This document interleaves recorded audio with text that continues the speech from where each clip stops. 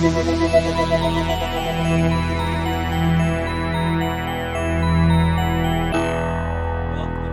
Burn. This is Kev. Marco. And tonight we are doing a segment of Opinionated Pit, and we're talking about the ever amazing Iron Maiden. Why? I don't know. Marco loves Iron Maiden, and so do I. And I think we just we're hanging out, and we just felt like we wanted to talk about the band as a whole, and our love for the band and experiences, history, shows, whatever, man. Favorite albums. No, we did a piece at one point about artwork, right? So we're not gonna really we'll stay away from the artwork. Sure. I think we did enough. We did it. You know, there's a podcast you can listen to, I think, where we talk about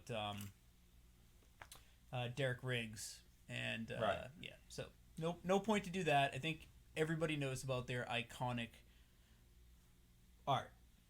So I think Marco, why don't you kick it off?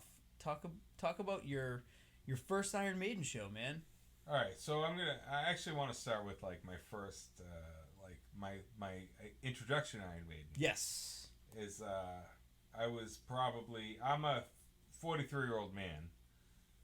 When I was probably about 8 or 7 or somewhere around that age, 7, 8, 9, my cousin had a Iron Maiden Killers flag in his room, and I looked at it. I'm like, oh, what's that? Right. And from there, he told me Iron Maiden, and I told my mom, hey, went to Ann and Hope, which is a local store in this area. You familiar with Ann and Hope? I am, man. R.I.P. Yeah, R.I.P. Did it have like the yellow? It was like the yellow sign or something. Yeah, yellow brownish, maybe. Watertown Mall. A little brownish. Watertown Mall. See, Ann and Hope. Mine was all about Liberty Tree in Danvers. That's so funny you brought up Ann and Hope. But no, seriously, my mom was It's like the fucking Target of the day. I was a good boy. Yeah, it was basically, that's the same thing it was. But anyway, I was a good boy, and she's like, hey, pick out something you want. And I was like, I want an Iron Maiden cassette. And I ended up picking up Somewhere in Time. Nice. This is the cover. The cover is just badass. And I brought it home, and I fucking listened to it, and man, I fell in love. And that was it. But what's your favorite song off Somewhere in Time? Shit. You know what? It's probably one of the rare ones. Probably like Deja Vu or Loneliness of a Long Distant Runner. I love those songs so Alexander much. the Great seems to be, with the new tour going on, everybody's like, I mean, that's why I want to see that tour, man, is I want to see them play that in its entirety. Oh, me too.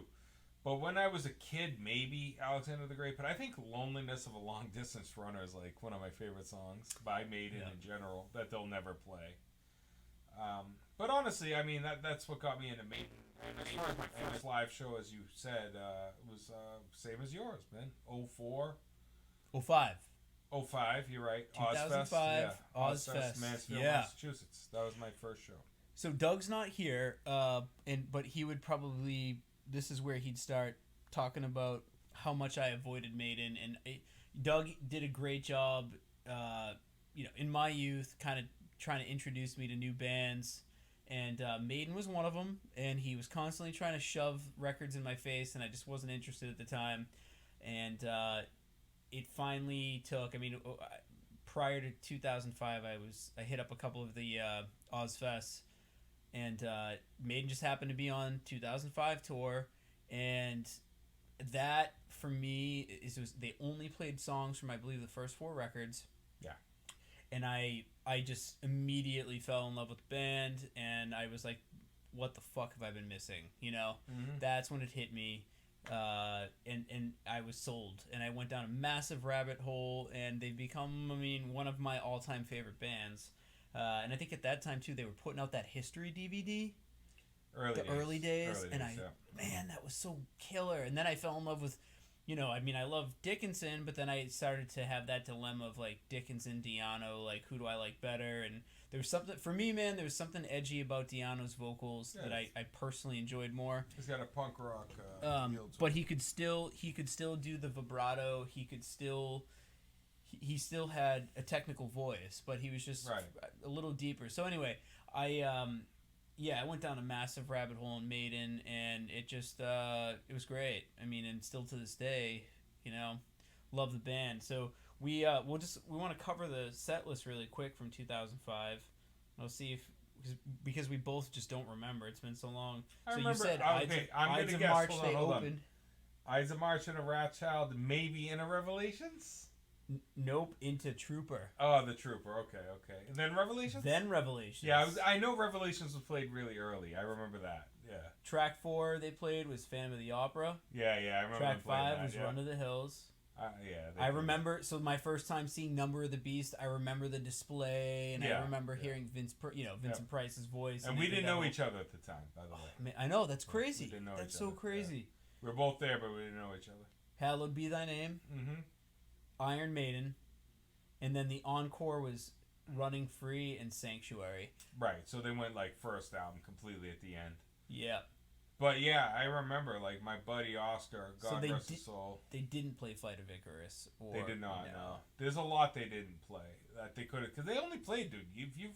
They only played like 45, 50 minutes. Yeah, it's a 50-minute set. Yeah, that's why my buddy was like crying, because he like felt offended. Like it was his first time seeing Maiden, and he was like, "What the fuck?" He was actually mad. I was happy. He was mad. I just am glad I got to see him play Wrathchild. I think that's the thing for a set list. They played old bangers, man. Yeah. I mean we may never see a Maiden set list like this ever again. Maybe not. Yeah, I mean it's possible for sure. And they had just Dickinson had only been in the band for 5 years again, so not even, I don't think. Not even. Wait, what year did Brave New World come out? I thought that was 2000. I thought it was 01. But yeah, we're close. 99, 2000. Yeah, we're pretty close. I think it's like 2001. Yeah. Didn't they play? So did they play in Ozfest before? Oh no, they were no. They had their own headlining for Brave New World. Yeah. They did. I think it was a show with like a Dio and Motorhead. Okay, interesting. I believe. Yeah, I think it was Dio, Motorhead, and them. That's when Bruce first came back. It's funny. I think Doug invited me to that show too, and I was like, "Nah, I'm good, man." Yeah, because he went with like the Lavotis and stuff, and it was another show. I turned down Priest. I turned down Maiden. I turned down so many good shows to go to. Oh man, I'm kicking myself about that. So there's a quick little story. So I was when I was about 14 years old. I was really into metal when I was like 10 to 13 or so, maybe 8. I don't know. But my cousin, he had a Killer's flag. Yeah. That's what really got me into metal and made me buy Somewhere in Time. Yep. Well, made my parents buy for me Somewhere in Time. I didn't have money. I was fucking like 10 years old. But when I was 14, though, I got really into hardcore music. Like hardcore punk, whatever, right?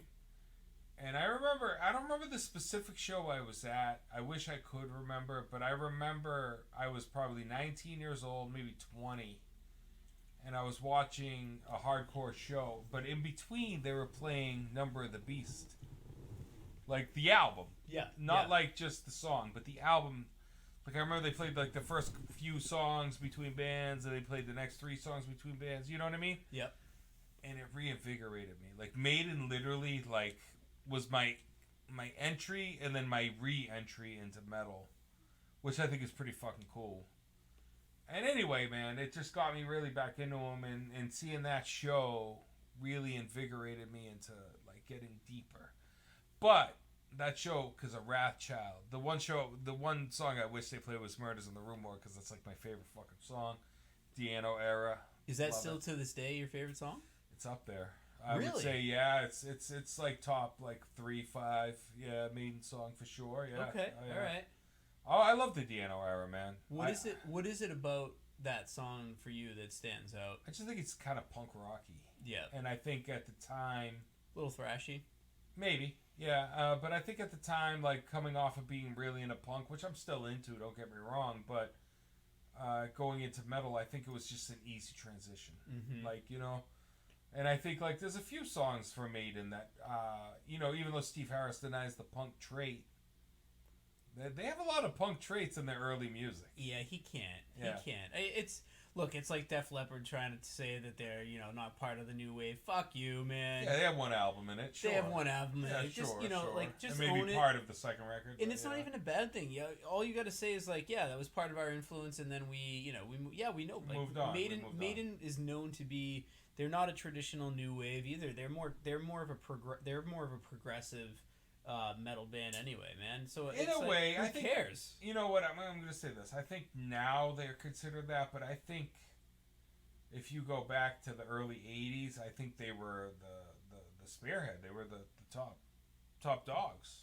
Yeah, there was nobody bigger than them. No, and they spearheaded the whole movement for bands like Slayer and Metallica to start the thrash wave.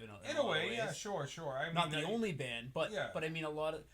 They're definitely super influential. So as somebody who ignored Maiden and started with Megadeth, Metallica, Slayer, all of the '80s thrash bands, hearing Ides of March, that intro, I was like, oh my god, I totally can hear a Metallica intro here.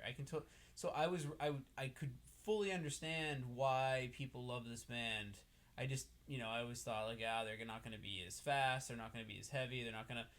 And then as I finally went backwards, I'm like, god damn, man, these guys were not far off. And only realizing here, 79 to 80, they had their first record that clearly was as heavy as the shit that had come out in 83, 84. I don't know about all that. But well, not as fast as drums. But I'm just saying, like, tone even though. But at the time in '80 it was heavy, sure. But '83, I don't know. Shit. I don't know. But what we I'm already saying, had Slayer by that point, but yeah. But even Slayer's first record, there's a ton of Maiden sound. I mean, a lot of that first record is very Venomy, Maiden-y. Yeah, it's got a lot of influence, sure. Dude, Maiden is one of the most influential bands. I mean, were they ever the heaviest band? Maybe in the 80, like 80, 81. But they definitely weren't heavy past that. It's very cool that they never put Total Eclipse on. Pretty sure was that supposed to be on Number of the Beast? He's looking at the television, by the way. It is on Number of the Beast. But it's not on the record. It was a B-side on like the Japanese. Yeah, okay, version or so maybe it was on the original version, but it's on the modern version. But it's very cool that they just released like a remastered single of it with some awesome ass artwork. Yeah. And I don't even know if that's the artwork for Total Eclipse on the new single that they dropped. I'm not sure if that's Riggs or if that's like somebody else that they're using now. But it's just very old school looking, which is cool. Yeah. It kind of came up out of nowhere on Apple Music, and I'm like, what the fuck is this? Mm-hmm. So very cool. So you told me what's your favorite record? So I know your first purchase was Somewhere in Time. Yeah, Peace of Mind was my favorite. Peace of Mind's your favorite. Yeah. And why is that your favorite album? I don't know, man. I think when I bought it, because I bought Somewhere in Time originally, and I think I bought Peace of Mind second, if I remember correctly. And I just think I fell in love with like Die With Your Boots On, A Flight of Icarus, and just like these songs that were just magnificent. And I know you don't like Quest for Fire. So I'll say this. Since my son makes me listen to this record almost every day now, for whatever reason, I finally get it. Yeah. It's the story too behind it. It's pretty awesome. Yeah, man, I think it's great. It is a great song. For some reason, I don't know. At first, I did not love it. I felt like it was too theatery. Oh, I get it. Oh, trust me, I get it. I understand. Like, that's the thing, Kev. I understand why people don't like the song. But for me, I think I got in it so young that I thought it was just that feedback. Cool, you hear that feedback from more people?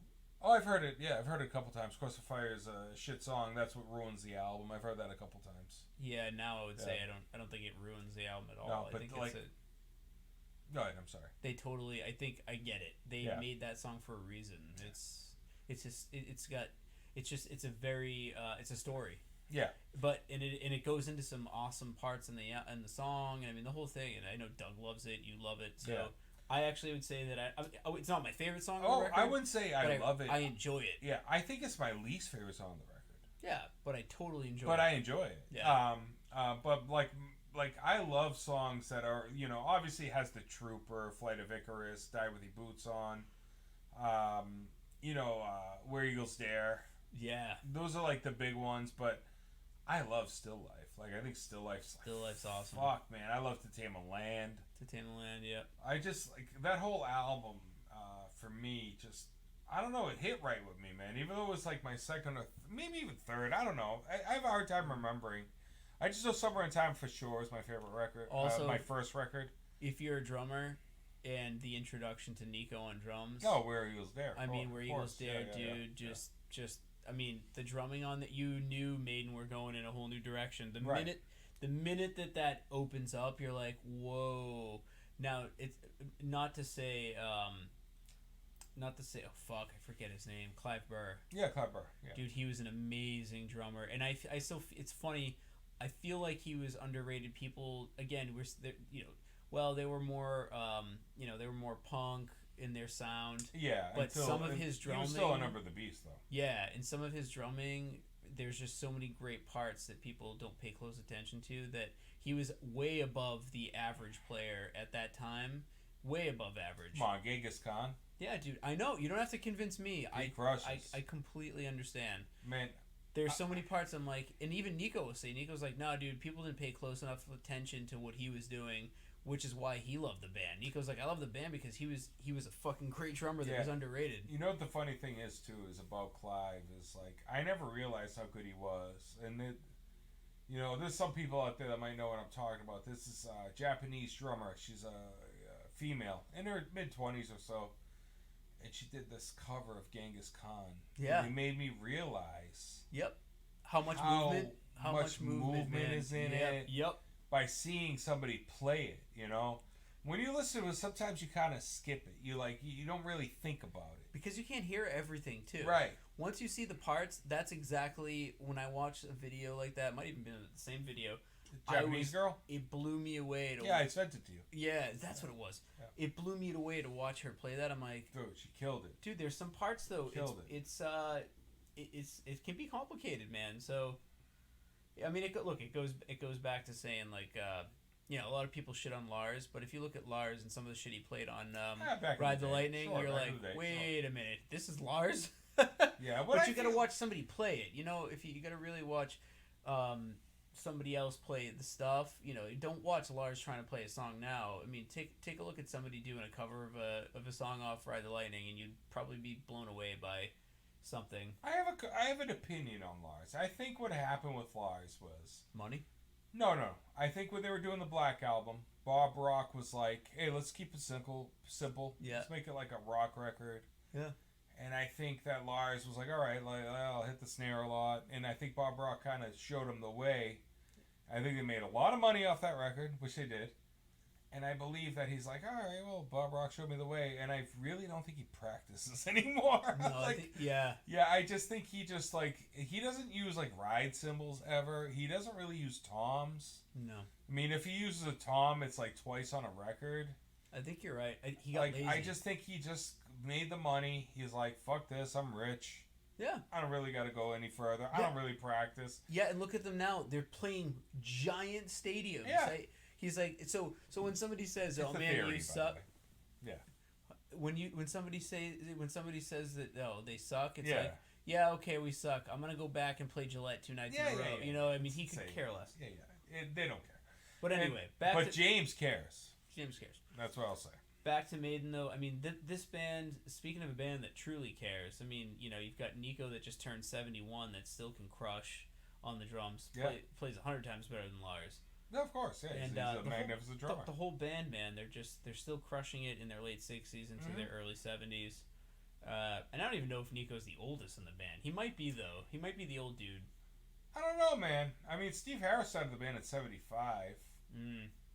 I don't know. Nico looks the oldest. We're looking at a picture, by the way. He looks the oldest out of all of them, in my opinion. Maybe Dave Murray's second. Yannick actually looks pretty fucking old, too. Yeah. Yeah, but, Steve Harris looks pretty young. I don't know if they, photoshopped his face, but Adrian Smith as well. Well, we joke about this all the time, but it's I mean, maybe Yannick looks old because he's not putting in the time to, work out. But you think that'd make him look young, wouldn't you? Yeah, actually, that would make him more young. Yeah, because he's not really putting in the work. Yeah, our joke is that Yannick's guitar's not really plugged in when Maiden plays live. He just kind of just dances around on stage with a cardboard guitar. I don't think it's only our joke. But I think I've heard that a couple times. But yeah, man. But I'll just say this. This band was totally important into me getting into heavier music for sure. For me, growing up, Maiden, Metallica were it. There was nothing else to me. And Maiden was actually my favorite band for quite a while. Metallica was my favorite band for quite a while. But overall, I think Maiden is outlasted. Maiden is the band that I look to more as of now. I'm a 43-year-old man, and I really enjoy them as of comparatively to Metallica now. And I just think they're that timeless. Just timeless. They are timeless. And don't get me wrong. Ever since like my younger days, I've gotten into other bands. Like my favorite band probably all time is Death.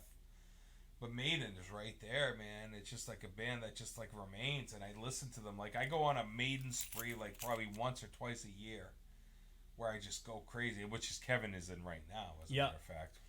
Yeah, I would say this one's for Doug. My favorite record is A Matter of Life and Death. No, I don't mind the record. We can talk about that in a minute. But so for me, it's funny. I'm on the fence. I'm very much torn between Power Slave and Peace of Mind, and I think it's tough. It's just tough. I like the more proggy stuff. So I mean the progression already started from Peace of Mind into Power Slave, but I teeter between both. I mean it's hard to decide, which is a good problem to have. If I could, I would say that they're equally my favorite records, but I don't know. I'll go with Power Slave, just because I like the Middle Eastern elements mixed into the music. I think it's cool.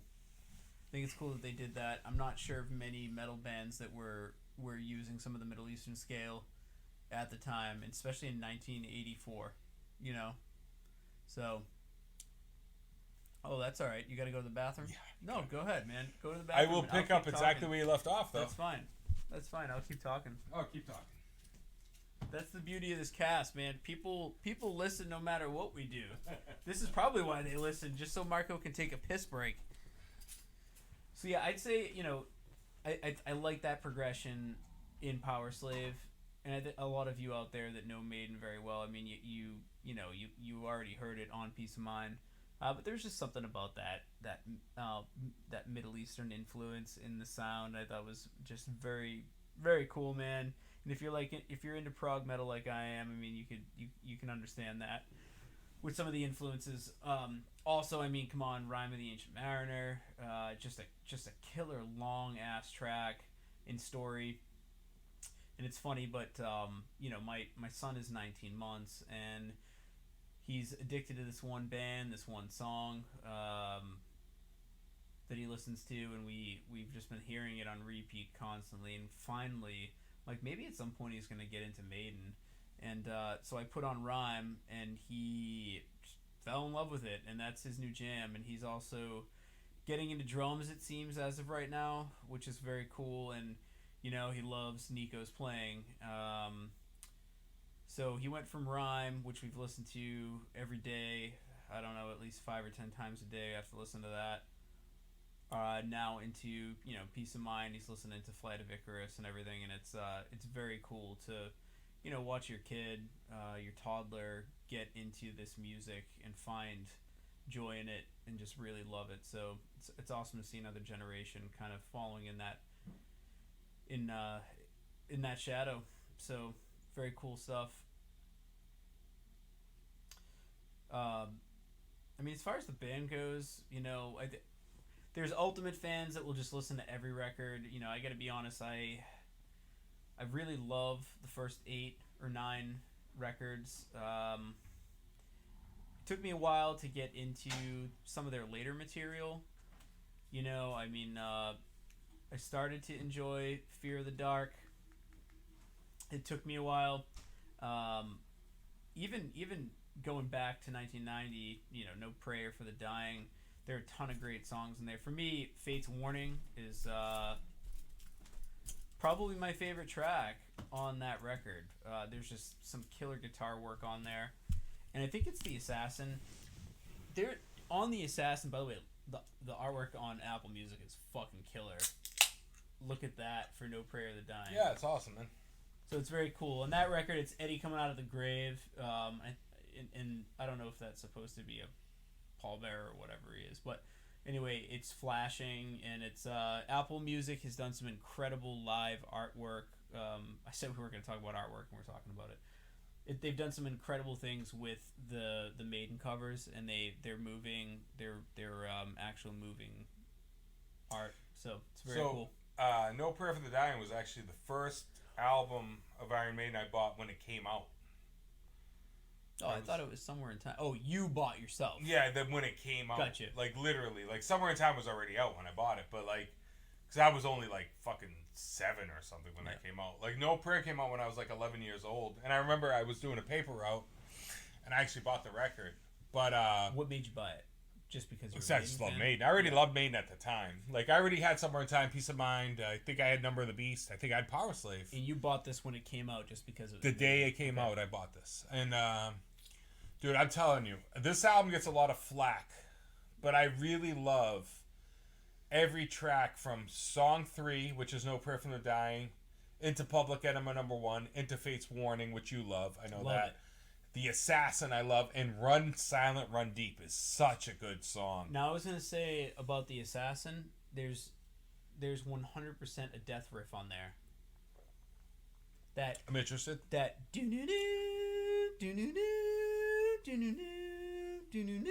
but technically it's a Maiden riff. It's well, of course, yeah. So, that came out earlier. So there's 100%. I think when we're done, right before we call it a night, I want to listen to The Assassin just so you can hear that, because you're such a big. I already heard it by just you mouthing it. And all I can hear in my brain when I listen to this now. No, I hear it now. Well, I'm like, what fucking Death song did Death take this from? And I don't think they did it on purpose, but that is a total. This Maiden riff isn't a Death song. Isn't it but instrumental? It might be. But this came out before, which is awesome. So I'm just way before. I'm like, but it was Chuck thinking of that? Did he hear that riff and he's just like, oh man, I isn't it a Voice of the Soul that you just did? Mm-mm. Oh, okay. I was thinking that was Voice of the Soul. There's some riff in a Death, and that's my I've been trying to go through every record to find that riff.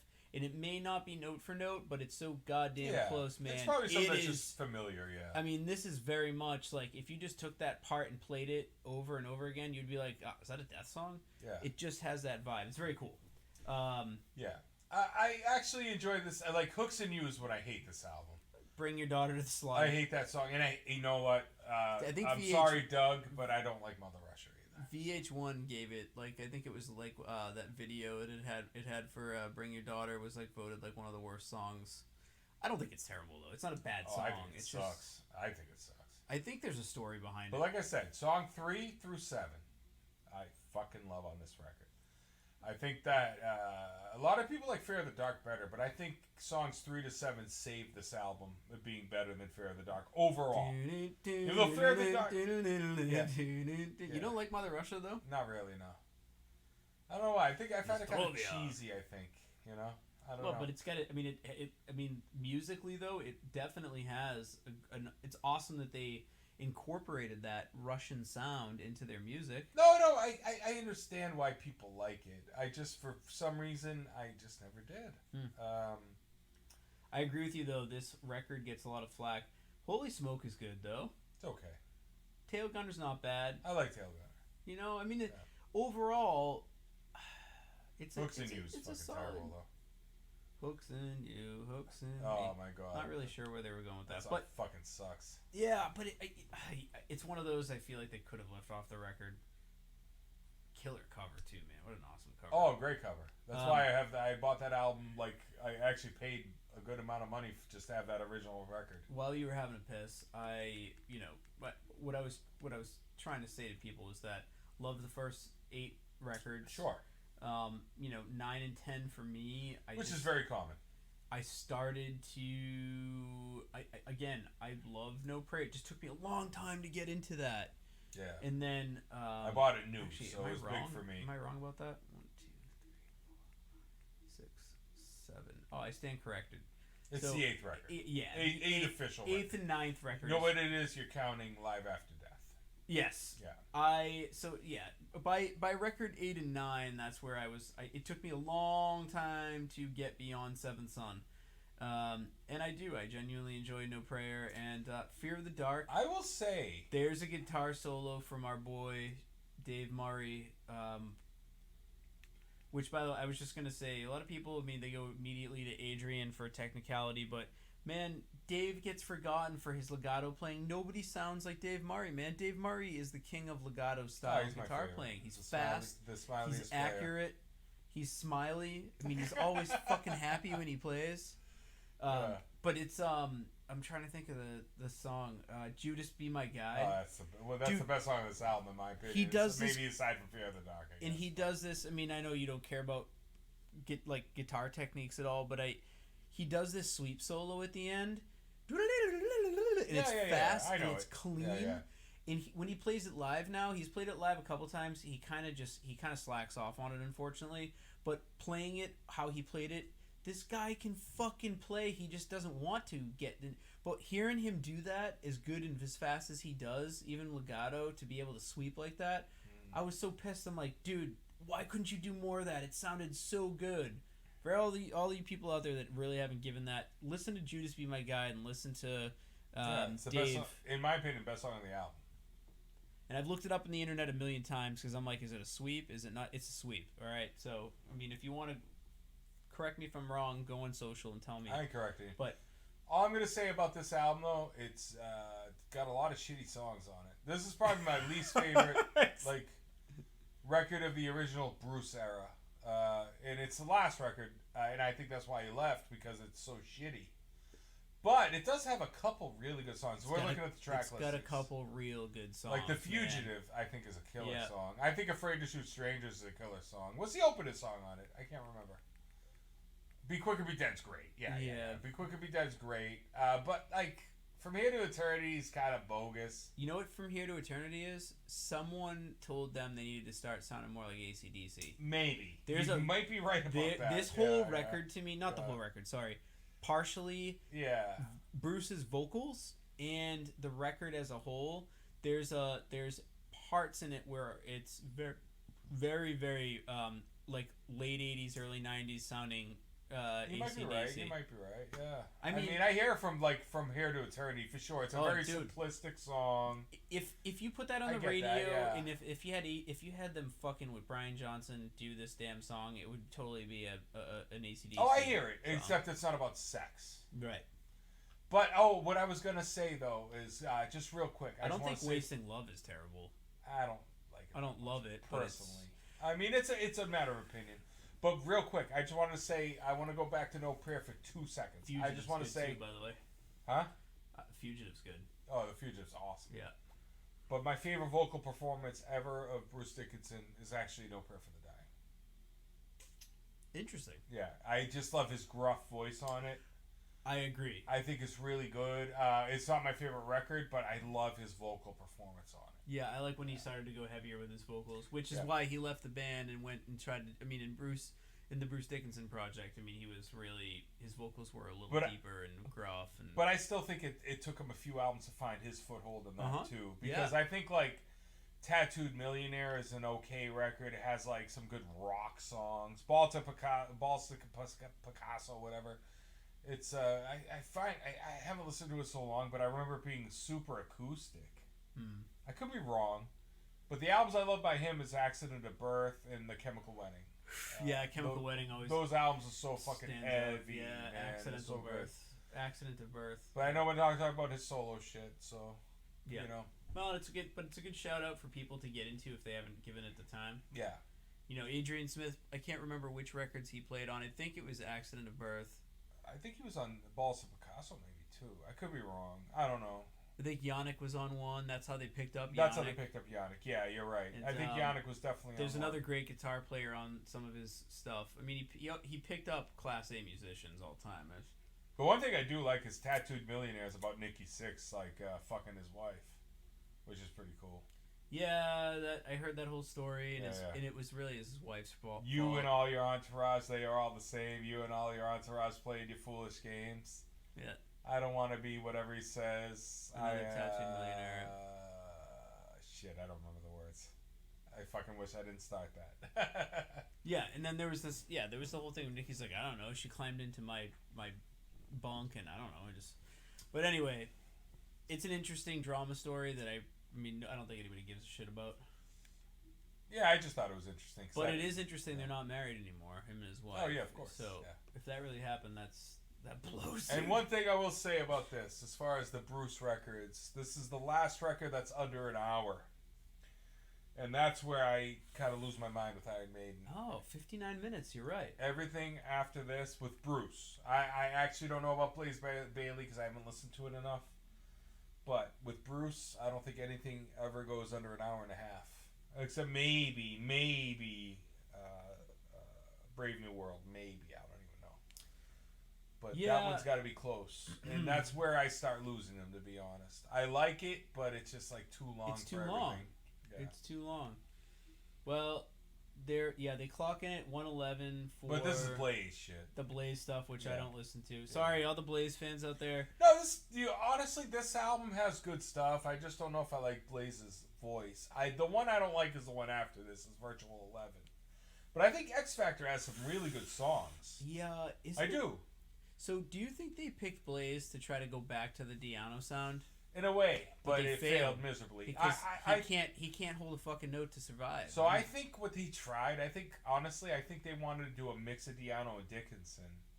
The dude doesn't hold a candle to either one. No, and he can't hold the notes. And don't get me wrong, I think in his own shit he's fine, but when you're in a band like Maiden that already had two iconic singers, that's tough, you know? What were they thinking? I don't know. Maybe they thought it was a good idea, and maybe it was a good idea. I don't know. I just don't think it was a good idea. It could have been money too, man. They could have because the name. There might have been singers they wanted to try, and the money, and they were probably trying to get somebody else cheap, maybe. Yeah, but they were some no-namer. I don't know, but he was in a band called Wolfsbane that was doing okay at the time. I mean, he just left them to go do the Iron Maiden. I mean, like, how you gonna refuse an Iron Maiden gig, you know? Yeah. But I think at the time, like, you could have gotten a guy like Roral Dane that could have killed it. I know. You know? And his voice was unique but very good. It's a possibility, though, if they got somebody else on Dickinson's level, that we never would have had Dickinson back. But Roral Dane, man. That dude was I know. killer. Like a guy like that, I think would have fit Maiden really well. And, in these two records, you're right. I gotta try to listen to X Factor. No, just X Factor. The other one sucks. Yeah. Sorry for being so highly opinionated, but I think Virtual 11 is just terrible overall. Even though that one's got that's not the one that has the Angel, the Gambler. Not that one. The Klansman. That's one they still play live to this day. You know what's wild though? Think about it. It's very cool that they had this whole gaming art cover for this. Sure. And now that's more relevant than ever. Sure, I get that. We're getting it's kind of cool. They were they were ahead of the game. Sure. Future Real. Yeah, Future Real's a terrible song. It is. Even though I like the fast pace of it, but overall it's not a good song. Angel the Gambler is too long. Did Harris write? Klansman's good. Klansman is like the one that's good on this. Yeah. I would say that's it. I think that's it on this record. Like, whoa, this clocks in at 53 minutes. Well, okay, I'm just talking. I said Dickinson era. No, I know, but still, I mean, it's pretty amazing that they went from an hour 11, dropped it down to 53 on that. Because I think this album kind of sucked, and they were kind of about to have ideas, and they were trying to figure things out. I think, yeah, man, and this is where they started like Future. Oh, I can't even just. All right, but how about the return of Bruce? Yeah, return of Bruce on the next record, which clocks in probably a little over an hour. Brave New World is. I could be wrong. It's an awesome record. It's a good record. This is where like you had said, when you start repeating the same line though. Over and over. In Brave New World, it was too much. But I still love the record. No, it's a good record. I love it, but, in a Brave New World, in a Brave New World, in a Brave New World, in a Brave New World. Which, you know what, they started that, like, probably really early, but my earliest recollection of them repeating a chorus is Caught Somewhere in Time. And I'm sure they did it before that, but where they were literally caught somewhere in time. Yeah, and then it just keeps going. Caught somewhere in time. You know what I mean? Yeah, and they do it one more time. Yeah. But this album I liked a lot for a long time, but as I've grown older, I don't know. I don't like it as much. I still think it's a really good return record. Yeah. Like, but again, the radio choruses kind of bother me on it. I would argue that their latest effort, It's good. Senjutsu. I would say Senjutsu is a lot closer to Old Maiden than anything that they've done. Not my favorite modern record, though. My favorite's Dance of Death. Is it really? Yeah, man, I love that. I like Montsegur might be my favorite modern. I'd say modern. Return to Bruce. So we're telling everybody this record, the clock's in at 1 hour and 7 minutes. Yeah, they all get way longer after this. Which is interesting. Mm-hmm. You know, Dance of Death. I mean, Click on it. I enjoy this record, but I love this fucking record. But man, the artwork just kills me. No, I don't care about the artwork. I'm just talking music. Look at this though. This is cool. What they did with this is cool. Horrible artwork. It takes away from some of the Chungawanga, the Chumbawamba. So like, there's a story behind the dancing baby. Yeah, there's a story behind this record that like the artist didn't. It wasn't the finished product, but he sent it to them as like kind of like hey, this is kind of the direction we're going in, and they used it, and then he actually demanded to take his name off of it because it's so terrible.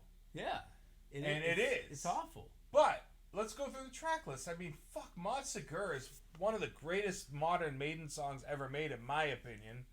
You know, Dance of Death is a good song. Can you go down a little bit? Yeah. Scroll. Like, dude, New Frontier, Passchendaele is a great, excellent. Age of Innocence, good song. The Journeyman, good song. Yeah. A lot of good songs on this record. I think it's very underappreciated. I think the album cover kind of blows it for it. But I really feel like this might be my personal favorite. Like, I consider modern anything post Brave New World. There's somebody out there that removed all of this shitty looking CGI crap, and it's just, you can see in the background there's like 4 people wearing red cloaks. Yeah, I see that. And they just removed that with Eddie, and it actually looks awesome. Oh, I'm sure. And they were like, if you just remove this really shitty CGI that they had in it's terrible. It's fucking not good. This is early digital art that's just crap. Yeah, it's garbage, yeah. When you remove that, though, and just get right back down to the regular-looking Eddie with the 4 standing, it just looks pretty sinister. Yeah, so this album for me, dude, I don't care about, like, the Wildest Dreams Rainmaker, like, the pop songs. Yeah. No More Lies really does nothing for me, but after that, I really like the whole album. I don't like the intro song, Wildest Dreams. No, I'm not a fan either. But it's a short track. It's like only 3 minutes and 52 seconds. Here's the controversial record. I got to go back and listen to Matter of Life and Death. Very slow, but it's got some really good tunes on it. So the joke behind this is Doug and I went to, I think it was a Gannis Arena. And I was there too, but I didn't know you. Really? Yeah. And they played the fucking record front to back. Yeah, and it just literally came out like that week. So nobody knew the record. But the story goes that I'm pretty good at downloading shit illegally. So I actually even though I own it, I ended up buying it. I ended up getting the copy very early. So I actually knew the record. So for me, it wasn't as bad. You know? Yeah, there was one dude, Doug and I joke, we called him Richard Christie, and he looked just like him, and he was like sitting there bawling his eyes out because he was expecting to see, a Maiden show. Yeah, I with caught a great that. mix of songs. You know what's funny is I saw a few people ball their eyes out. Yeah, a few people like, bitching. just I haven't been able to see them in so long, is. Nobody wants to hear a brand new record front to back, even if it's a good record at the time. Yeah, and which I think it's a decent record. It's just kind of a slow-paced record. It was a ballsy move by the band. I'll say one thing about it though. Why did they do that? You think it was a finance? Like the sales were not great, so they're like, screw it, we're gonna do our tour's gonna be. No, I think it was kind of a thing that people are playing full records. I think it's just started around that time, and they're like, oh, let's just play the record for its entirety. Lucky us. Yeah. And I think what is it? When we got to after they played this record, we got like Fear of the Dark, and like we didn't really get many good songs. No, it was I might even remember this. It was The Evil That Men Do. Fear of the Dark was definitely one of them.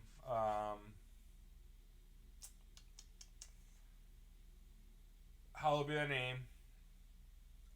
And then 2 other songs. It was 5 songs total. Maybe Iron Maiden probably, because they always play that. Yeah. I'm gonna guess Iron Maiden, and then one more that I just can't place. But it was really funny. I remember we left a couple times. Oh, my buddy Mikey fucking fell asleep. Literally, like by the third song, he's like, all right, I wanted it here. Because my buddy Mikey only knew their old shit. So he's like, I want to at least hear an old song the first 4 or 5 songs. And it didn't happen. He fell asleep. Like, even when they started playing the old stuff, he couldn't get into it because he was just waking up. Kind of sucked. I gotta go. I'm gonna go back and listen to it though. It's a good album. It's just a little bit slower paced. But like I say, a song like the reincarnation of Benjamin Brieg, These Colors Don't Run, For the Greater Good of God, I think all really good songs. And then the rest are kind of slow paced. I'll say this about For the Greater Good of God. There's this really, really awesome Celtic sounding riff that they do in it. Yeah, I agree. Yeah, it's got some good tunes. It's got a great album cover too. You can hear it. Yeah, it's a return to a really good album cover after Dance of Death was such a shit fucking show. Yeah, it's badass. It was good. And the stage was fucking really cool with the giant tank. Yeah, they killed it, man. Yeah, with the pyrotechnics and everything. It was awesome. I enjoyed that part of it for sure. Yeah, I don't regret it. The Front of Frontier is probably my least favorite. You think it's your least favorite? Yeah, out of the more modern ones, sure. Yeah, I would say it's my least. Yeah, the cover's badass though. Oh, I love the cover, but overall, like no songs really stick out to me. For me personally, I mean it's all a matter of opinion, you know. Yeah. Nothing really, like nothing. Like I look at all that and I'm like, yeah, whatever. I don't remember any of those songs, to be honest. I didn't see this tour at all. Yeah, I didn't either. I didn't either. But it was just one of those albums that just didn't really do it for me. I remember listening to it and trying. I remember my buddy Matt even, like, he was getting into Maiden for the first time in his life, and he bought this record because it just came out right after. Because he was more of a hardcore punk dude, and he started really getting into Maiden as he got older, and this album just, like, he just couldn't get into it, you know? It's just one of those albums that didn't do it for me. What about Book of Souls, man? Loved it. We saw Book of Souls enjoyed tour. It. Very much enjoyed and it was the return of the original Maiden logo. Yep. So Maiden had cut off their pointy edges on the end, on the R, and the M, stuff. and the N's and the R. Yeah. And they finally brought back the original Maiden logo, which I think they should have brought back when Bruce came back. I think they failed on that back then. They did fail. Yeah, Brave they New definitely World. failed. Yeah. I think it was cool that they changed it up with whatever his name was. Blaze. They didn't though. But they didn't. But they didn't. So they kept going with They that. changed it on his second record, but on the first one they didn't. Yeah. Oh, you're right. It's the old school one on X Factor. It is, yeah. Okay. It's just hard to notice because it's written small. Yep, But yeah, yep. it's hard to notice. Yeah. It's like printed in steel. Yeah, I get it. Yeah, and then they stuck with that more traditional, clean look. But they brought it back, Book of Souls, and so did the sound. The sound started to return to some old school Maiden, man. Really enjoyed this record. I thought this album was... What a bummer though. They don't have any like digital moving. I mean, they could have done something cool with this. Like have it be black, and then he kind of like comes up slowly or something. Yeah. And this is an amazing looking Eddie. Yeah. Oh, I agree. I think this is the album that really kind of brought them back in my... Don't get me wrong, I really like Dance of Death, and I didn't mind A Matter of Life and Death.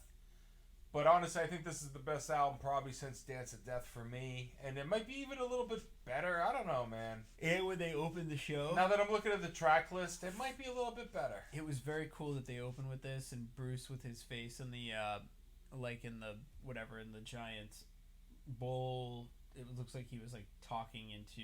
I remember, yeah. Whatever it was, some crystal ball or whatever it was supposed to be, and it was just, it had the dry ice, and he was... The only thing that I remember from that show... I mean, there's a lot of reasons why I don't remember a lot of that show, but what I don't really remember... What I do remember was the microphone cutting out a lot during the set. Right, I do remember that. It was very choppy, and it was annoying because it was ruining the experience. Right. And it's Mansfield, man. That place sucks. I even left early for that show. I remember. I hated that. Halfway through, every time Bruce would sing, it was just this random. It kept cutting out. They were just having PA problems. So it wasn't my favorite Maiden show, but it was cool to see this tour. They played a lot of great tracks. I'm pretty sure, didn't they play the Red and the Black too? They did, and that's what I was gonna say. The Red and Black. Even though I'm not usually a fan of longer songs, but Maiden actually is one of the few bands that could play a 10+ minute song and I enjoy it. And the crowd really got into that though, doing the whole like right. And going back into the like even the Rhyme of the Ancient Mariner, like I love that fucking song. But Tears of a Clown, good song. Empire of the Clouds, good song. And they're all the longest ones. You know what Tears of a Clown's about, right? I actually don't. Robin Williams. Oh, I did not know that. Yeah. But dude, an hour and a half long, clocking in. One album, hour and a half long. Pretty Empire fucking long. of the Clouds is about... Shit, came out 2 days before my birthday. Kind of like about, not Led Zeppelin, the band, but it's about that style of aircraft. It's about, I got you. The Zeppelin, yeah. No, it's a good album. Death of Glory is a good song. I think overall it's probably one of the best modern... I would say it's my second favorite. Brave New World used to be my favorite, but I'm dropping it to like number 3 maybe. Oh, without it, I'm with you. This album destroys Brave New World. Yeah, I think so too. Yeah. I really like this record. And then this might be the longest, right? 132? I would have to say so. I think this one's pretty long too, but it's not as long. No, not even close. 1 hour and 12, man. What the hell's making Book of Souls so long? Anyway. And then Senjutsu, man. As they're getting older, why are the albums getting longer? Yeah, I know, I'm surprised they can... Well, go down and see how long this one is. Just and look how bad. Knock this in the bud. Looks amazing. Nip it in the bud, though. I'm curious to see how long. Just right off the bat. So this is a little shorter. Like 4 minutes. Like 4 minutes short. An hour 28. But this album I thought was really good as well. Now, it's funny. I remember telling you guys the minute that Writing on the Wall dropped, I was like, I really don't like this. My problem was I was listening to something super heavy and I just expected like a faster Maiden track. Mm-hmm. My expectation was not met only because my brain wasn't where it should have been. Sure. And then I listened to this song a ton of times, and that's Adrian's solo in it. Mm-hmm. There's just, I love Adrian's solo in this song, and now I love the song. I think it's a great track. It's a decent song. Yeah. I don't mind it.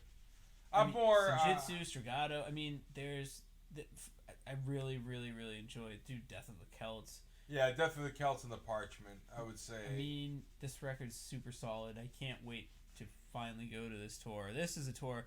This whole tour looks just so cool, man. Yeah, I'm more pumped about the Summer in Time stuff. But overall, yeah, man, I thought this album was really good. I mean, this is an album, I know it's been out. When did it come out? Like a year or two ago? A couple years ago? That's great. 2021. Yeah, so like 2 years ago, pretty much. And I gotta listen to it more, to be honest. I've listened to it probably 3 times in my life. Do you think we're gonna get another Maiden record, or do you think that they'll end up retiring before that? Nah, I think we'll get another one. They seem pretty active. They seem pretty energetic. Or maybe they'll drop to festivals only and put out more records. I don't think so, man. I think they're gonna go until they can go, and then they're done. I mean, Maiden, comparatively to most older bands, they seem to be all in shape. Yeah, they seem to be like ready to rock. But dude, Nico's 71. Yeah, I understand that, but like, I don't know, man. I just feel like that they're all gonna live a lot longer than some of these bands, like Black Sabbath. They might be. Yeah, I mean, yeah. Sabbath's. They're obviously a little bit older too, but Sabbath's done. I mean, Iommi's 75. I looked that up actually today. Because I was wondering how old he was. But still, Nico's not too far off from Bill Ward, and Bill Ward destroyed himself. Yeah, but Nico's in much better shape. I think he is 100%. Yeah. So I think Maiden were nerds. I don't think they really got into drugs. Like, I think they kept themselves in shape. I think Maiden has a longevity thing to them. Yeah. I think they'll be around a lot longer. They partied, but they partied like normally. They didn't. They didn't party excessively. I mean, like, dude, they didn't have a cocaine budget on an album. Yeah. Like fucking Sabbath did. Yeah. You know what I mean? Like, I just don't think that they're like that far out of shape. I mean, Bruce still runs. They also made money opposed to Sabbath. Sabbath were broke as fuck. Put it this way, Ozzy, right? By the time he was 60, he stayed in place. Bruce still runs on the stage, like, to this day. Yeah. You know what I mean? Like, so, I don't know. There's something about them that I think they have just such more longevity. They're just healthier. So I think Maiden has a chance. Don't get me wrong. I know things could happen at any time. Yeah. Somebody could have a fucking stroke. I get that. I mean, I'm not fucking dumb, but I really feel that they just have this thing to them that they can last a lot longer. And don't get me wrong. They got to be, within the last 5 or 10 years of their career. I will say this. If you get a chance, don't do what I did years and years ago and not go to a tour if you have the opportunity. Try to see Maiden if you can on this next tour, because you don't they look, they're getting old, and you don't know when this current lineup, this long lasting, whatever Mach 2, if you want to call it that, lineup is going to exist. And yeah, they're technically like the Mach 2 lineup. I mean, okay, Yannick's joined the band, so you could say Mach 3. Yeah, but it's basically like Mach the 2. Main guys from like 83 and up. Yeah, 82, exactly. 83, Second lineup. So, We call it second lineup, really. I guess, yeah. So the second main lineup. All that's But different is Burr. Yeah. If you really, really want to see this band, though, before, I mean, we don't know what the future looks like, and there's such a good tour right now. This whole, I forget the name. I already forgot the. It's not the Somewhere in Time tour, but it's the. I forget what it's called, but Future Past. Yeah, Future Past tour. So they're doing basically a lot of their new record and a lot of Somewhere in Time. Yeah. Which came out in 1986. And then they're also are they doing a couple tracks off of other records too at the end, like one or two? Yeah, they'll probably do Iron Maiden. I did look this up at one point, but they're definitely going to do Iron Maiden. They'll probably do Fear of the Dark, because Fear of the Dark seems to be a staple now. So. Speaking of Somewhere in Time, dude, the synth work, it was so classy. They incorporated that 80s pop sound into their music, that dark synth sound. Yeah, in a way, yeah. So good. Sure, yeah. So good, man. I mean, I don't know if it made it poppy, but I understand what you're trying to say. No, I'm just saying that instrument was right, very, right, I get it. It was very poppy at the time. The new wave scene, yeah. Yeah, man, Somewhere in Time is my gateway. So, I mean, I love that record. Yeah, same here. I'd love to see that played live. Problem with that is I saw this set list and I'd love them to play like Deja Vu. I wish they played the whole record, to be honest. Yeah, that would be cool. But they are playing some songs they haven't played in a long time, like Stranger in a Strangeland. They haven't played in a long time. And Alexander the Great, they've never played. The reviews have been really good on that. They literally, this tour is the first time they've ever played it. This will be the first tour that they're not going with. They're going more digital set and not doing a lot of the banners that they used to do. The flagged banners. Sure, that's fine. But we're gonna get tons of Eddies, and they also have their stage set is going to be, tons of laser guns, and they're using actually more firework pyrotechnics this time. Yeah. So. There's going to be several Somewhere in Time Eddies, and there's 2 or 3 different Senjutsu Eddies. So, and I forget, what does that Senjutsu meaning in Japanese is tactics and strategy, which is cool. It was a cool concept to see them do an Asian style Eddie. That was very cool, the Samurai Eddie. I enjoy every Eddie. Every Eddie is awesome in its own way. I love Alien Eddie. Even though it's not my favorite album, The Final Frontier, I really like the cover. Even the covers from the Blaze days. Sure.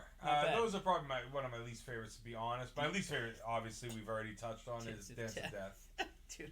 That's a horrible. How do you have, I mean, from now until back to 1980, how do you have such an amazing catalog of artwork, and you have to have one in there. It's not okay. Yeah, it's fucking terrible. Again, the artist sent them. I know, but don't you think the band really? I mean, the band takes such pride in their work. Yeah, they should go back and just fix this. That might have been a label call, because I think if they had the call, I would think. I don't know for sure. They should fix it. But I would think that they would have been like, nah. So I'm thinking it was a record label thing. Like, this is it. But it's sad. Yeah, if I got the chance to ever talk to the band, I would actually ask Steve Harris, be like, I gotta ask, man. Yeah. Why haven't you fixed that cover? Like, yeah. What is it? Is it already because you've printed so many millions of records with it? That's it? But or maybe because they don't care. I mean, like, what do they play off that album? Nothing. That history. So maybe they don't give a shit. I don't know. Yeah, they're beyond. I mean, they still play like shit off of like Brave New World, and they still even play These Colors Don't Run once in a while. I mean, like, I honestly, off of Dance of Death, What's Blood Brothers on? Is that off? That's off of Brave New World, right? And I fucking hate that song, but they play that once in a while. Yeah, you know? I don't want to hear that again. But honestly, I don't think they play anything off of Death currently. I mean, at the time when the album came out, yeah, they played Monster, which I wish they would play because that's one of my favorite modern Maiden songs. I would call it a modern Maiden song, even though it came out fucking, I don't know, 20 years ago. Right, yeah. But I would still call it modern. I think it's awesome. But dude, I'm just looking forward to seeing them again. I can't wait to see them on this next tour. Playing Somewhere in Time and Senjutsu. Sure, I like Senjutsu, but that's where I'm going to take my piss breaks, I'll be honest. If you get a chance, check out the Future Past tour whenever it comes. You know, we're here in America, so we're waiting for our turn to see this tour. If you're in Europe, it's obviously already your way. Hopefully you've checked out the tour. I've heard really great things about it, but you know, if you can, man, take an opportunity to see this band. You never know when the next tour will be the last tour, and this could be it. So don't say, I'll see them next time. Trust me, I've eaten my words with that. I was lucky enough to see Priest or some variation of Priest, but I could have seen the Priest that I wanted to see if I hadn't said, I will see them again at another point. So I could have seen Death. What? And I fucked up. And I was like, I'll see him next time. And then he ended up passing away a few years later. Oh, so you fucked up. It is what it is. I fucked up. I go to see him, and the fuck up out there were 3 towns away from where I live. They played some random club that literally had 3 shows and shut down. And they played it because there's a set list for it. I've looked it up. Oh, no. So, yeah, man. You got to catch bands when they're around. I mean, I know shit's super expensive right now. One show I don't regret that I'm glad I went to with Doug was Wargasm. When Wargasm came back together I didn't go. For Why Play Around. Again, you say, oh, you didn't go. I didn't go, no. Dude, what a show. Anyway, that's enough from us. I'm sure you've had enough of us. So thanks for listening. If you love Maiden, then you're going to love this. Check it out, man.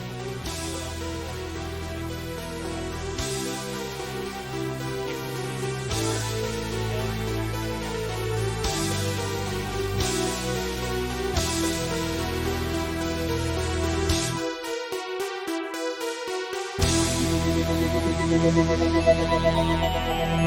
you.